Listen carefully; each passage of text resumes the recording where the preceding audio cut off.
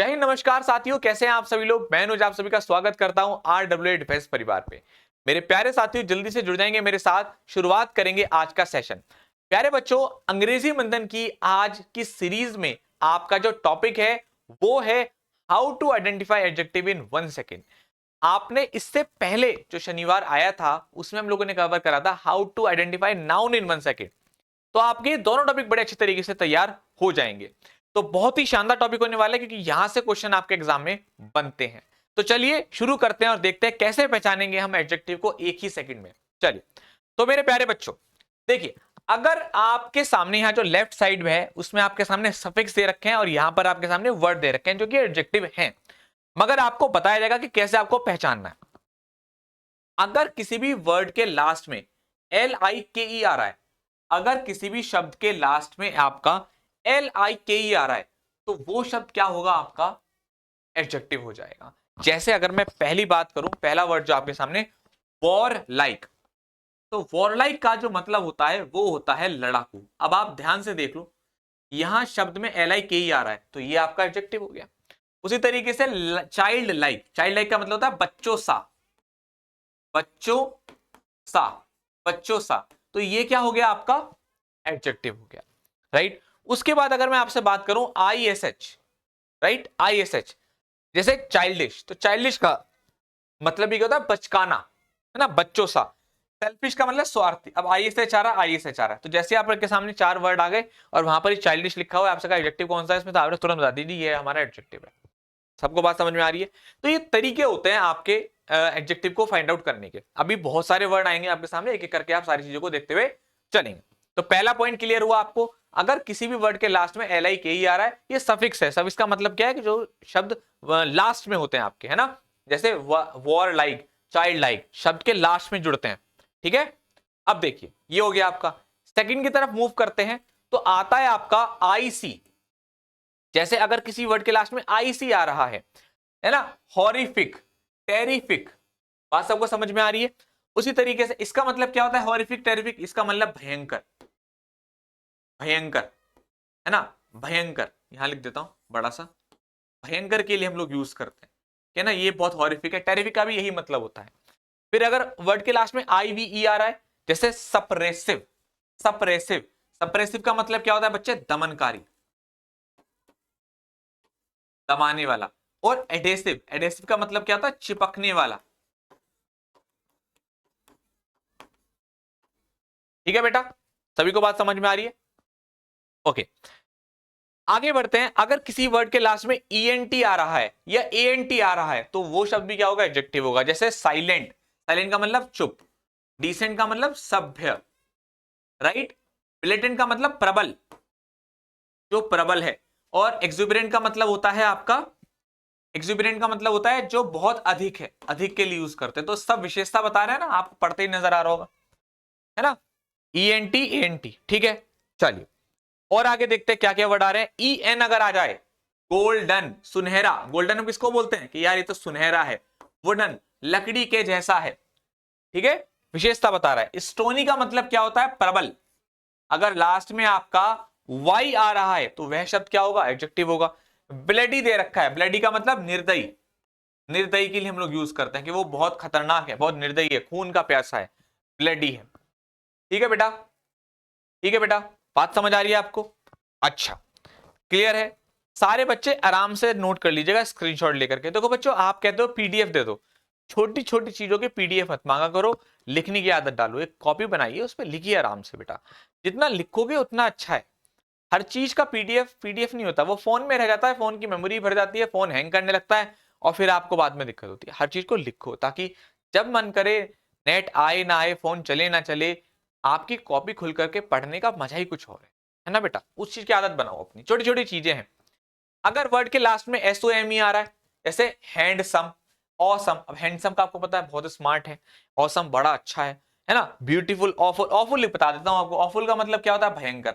अगर वर्ड के लास्ट में आपका क्या आ रहा है, SOME आ रहा है या FUL आ रहा है, तो वह शब्द क्या होगा, आपका एडजेक्टिव बन जाएगा।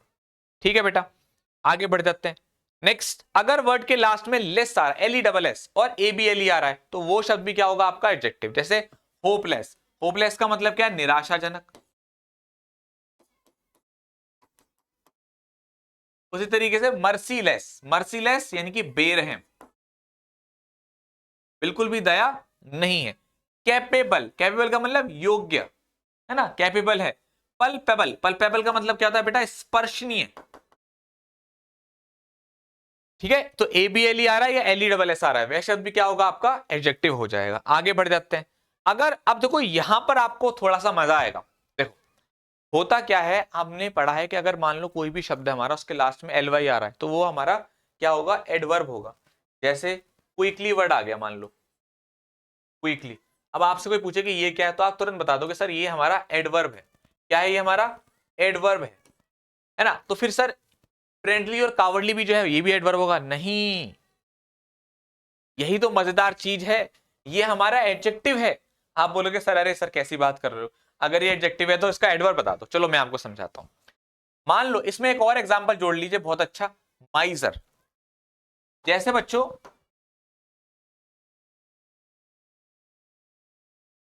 मान लीजिए एक शब्द है हमारे सामने माइजर, या कावर्ड ले लेते हैं, माइजर कोई भी ले लो आप, कावर्ड ले लो। कावर्ड, कावर्ड का मतलब क्या होता है प्यारे बच्चों, कायर।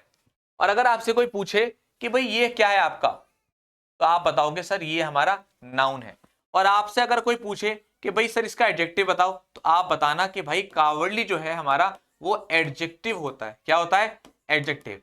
देखो सर अगर LY लगाओगे तो एडवर्ब होता है, नहीं बेटा, कुछ चीजों में एक्सेप्शंस होते हैं। इंग्लिश नाम ही इस चीज का है, इंग्लिश नाम है, रूल होगा, रूल के बाद फिर आएगा अरे अगर ऐसा हो जाए तो फिर ऐसा हो जाता है। फिर अब मजेदार चीज बताता हूं, आपके प्रश्न का भी आपको उत्तर मिलेगा। आप परेशान हो गए इस बात को जानने के लिए कि फिर एडवर्ब क्या है। इसका जो एडवर्ब फॉर्म होता है वो क्या होता है, इन अ कावर्डली मैनर, इन अ कावर्डली मैनर। और आपको हिंदी में नहीं सीखना है इसका अर्थ कि सर हिंदी में इसका अर्थ बताओ, हिंदी में जाओगे तो कंफ्यूज हो जाओगे 200%। इसलिए आपसे कहा जाता है कि इंग्लिश को इंग्लिश की तरह ही पढ़ें आप। जहां हिंदी में ट्रांसलेशन करनी शुरू करी वहीं कंफ्यूज हो गए। ठीक है, तो ये आपका नाउन की तरह काम करता है, ये एडजेक्टिव की तरह, और ये आपका एडवर्ब की तरह। मगर ये कुछ लिमिटेड प्रश्नों के लिए, लिमिटेड शब्दों के लिए, सब जगह नहीं कर सकते, क्योंकि अगर सब जगह होता तो फिर हम क्विकली का भी करते। राइट, जैसे आपका फ्रेंडली, कावर्डली हो गया आपका, और माइजरली भी आप यहां पर ऐड कर सकते हैं।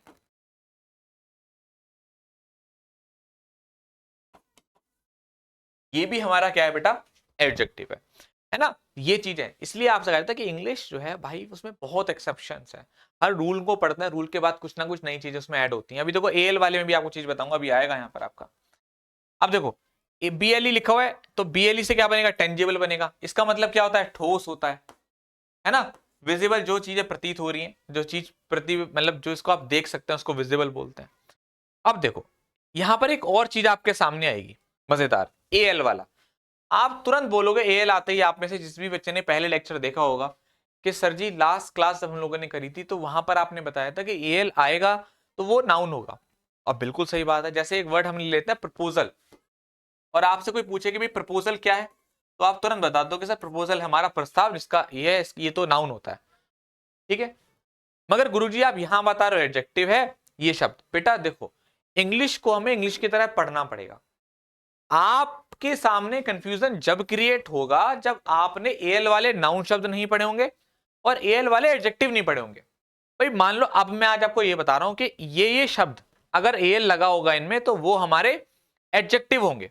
अब आपने पढ़ लिया एक्सेप्शनल, ट्रेडिशनल, इस तरीके से।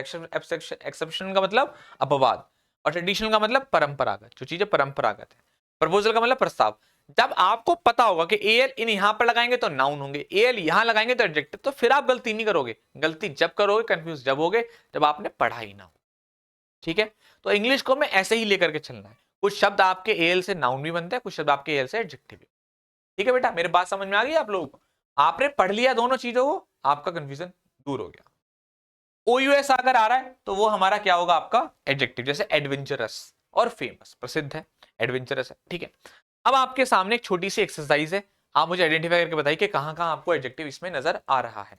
जल्दी जल्दी करके मुझे बताएं फटाफट से। 15 सेकंड है आपके पास, वो सारे शब्द लिख दीजिए जो यहाँ पर आपको नजर आ रहे हैं कि यार ये तो हमारा एडजेक्टिव है। और अभी जितने भी मैंने आपको पॉइंट्स बताए हैं सब उनसे आप कर सकते हैं इसको आसानी से। चलिए करिए फटाफट। देखिए पहला जो शब्द है हमारे सामने, he is a man of exceptional. Exceptional आ रहा है, आ गया आपका एल, ये हमारा क्या हो गया, एडजेक्टिव हो गया। उस तरीके से जेनरस आ रहा है ना, जेनरस भी हमारा क्या हो गया, एडजेक्टिव हो गया। John car was easily recognisable, recognisable क्या हो हमारा, एडजेक्टिव हो गया। वुड इज ड्यूरेबल, ड्यूरेबल हमारा क्या हो गया, एडजेक्टिव हो गया। The first two goal against, ये नाम है विंबलडन, है ना, बड़ा अजीब सा नाम है। पर ऑसम, ऑसम क्या हो गया हमारा प्यारे बच्चे, एडजेक्टिव हो गया। ठीक है, उस तरीके से हम आगे बढ़ेंगे। यहां पर आप पहचानिए क्या क्या आपको नजर आ रहे हैं, एडजेक्टिव क्या क्या है यहां पर। कम ऑन, अब देखो, ये देखो मैच हमारा क्या है, नाउन है, नाउन की विशेषता कौन बताता है, एडजेक्टिव। तो एडजेक्टिव ही हुआ ना ये आपका, हुआ कि नहीं हुआ, ऐसे इसका यूज भी आपने देख लिया। ठीक है, the United state the form most peaceful, peaceful क्या हो गया बेटा आपका, एडजेक्टिव हो गया। और वॉर लाइक भी यहां पर दे रखा है आपका एडजेक्टिव। ठीक है, ऐसे आप सीखते जाओगे। अब नेशन में आपका क्या आ रहा है, आईओएन आ रहा है। आईओएन वाले वर्ड क्या होते हैं, नाउन होते हैं। तो धीरे धीरे जब आप प्रैक्टिस करोगे ना तो आपको चीजें आएंगी। इंग्लिश को प्रैक्टिस करके समझा जा सकता है बेटा।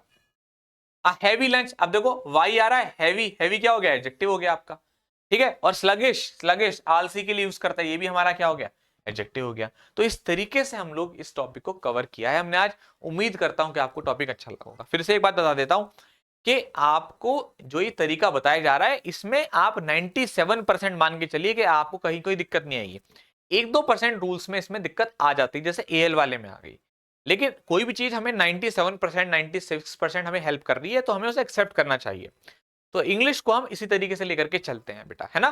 तो चलिए सेशन को एंड करते हैं। वीडियो को पसंद आई तो लाइक करके जरूर बताना और कमेंट करके जरूर बताना कि आपको ये सेशन कैसा लगा, हमेशा की तरह। और इस पर हम लोग टारगेट रखते हैं 1000 लाइक का। 1000 लाइक तुरंत कर देना, क्योंकि बहुत मेहनत लगती है ऐसे आपके टॉपिक के लिए। और आप सारे बच्चों को जानकारी के लिए बता देता हूं, तैयार हो जाइए एक जबरदस्त, बेहतरीन और शानदार मैराथन क्लास के लिए, जो आपकी बेटा आने वाली है। कब आ रही है आपकी मैराथन क्लास, ये मैराथन आ रही है आपकी 11 तारीख को सुबह 9 बजे। और आज यानी कि जो 9 तारीख को आपकी क्लास होगी मैराथन की, वो होगी आपकी फिजिक्स की। सारी मैराथन क्लासेस हैं एयरफोर्स एग्जाम के लिए। मेरी जो मैराथन क्लासेस है वो आपकी कब आ रही है प्यारे बच्चों, आ रही है आपकी 11 मार्च सुबह 9 बजे। तो सारे बच्चे इस मैराथन क्लास के लिए जरूर तैयार रहना, क्योंकि जबरदस्त तरीके से इसमें हम लोग तैयारी करने वाले हैं। पूरा रिवीजन होगा आपके इस सेशन में, ध्यान रखना, कंप्लीट रिवीजन कराऊंगा। ये सारे टॉपिक आपको देखने को मिलेंगे आपके इस मैराथन क्लास में। ठीक है, तो चाहे एयरफोर्स की तैयारी कर रहे हो, चाहे एनडीए की किसी भी एग्जाम की, इस तैयारी के लिए, इस क्लास के लिए जरूर आना है आपको 11 तारीख सुबह 9 बजे। थैंक यू सो मच, जय हिंद।